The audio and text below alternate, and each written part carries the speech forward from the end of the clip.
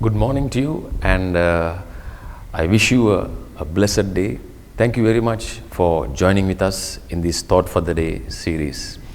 One day, I was just about to leave office. I went to the garage and to see one of my tires had a tire punch. However, I changed the tire, and one specific day to see my spare tire had little air or air pressure. So what to do?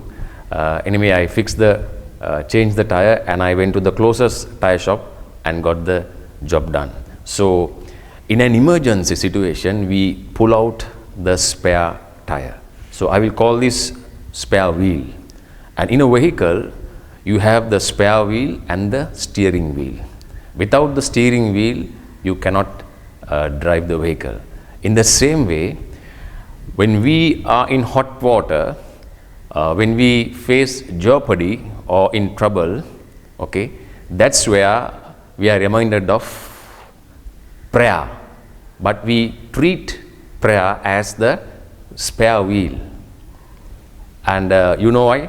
Because it says prayer is not a spare wheel that you pull out when in your trouble or when you face certain situations. Okay, prayer is the steering wheel that directs your life, that directs your day-to-day activities. So treat prayer as the steering wheel, right? So because prayer gives us hope, prayer changes people, prayer changes things, prayer gives us victory, and prayer protects us, okay, gives us victory. So I am encouraging you, exhorting you, if you have drifted away from prayer life or if you have neglected, build up your prayer altar.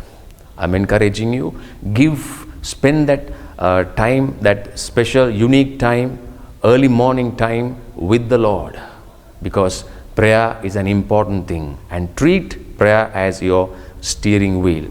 And saying that, there's a character, a man of God who was attached to the then government, the Babylonian government, and he was a governor over a certain province, and he was the chief administrator over the wise men of Babylon under the kingship of King Nebuchadnezzar.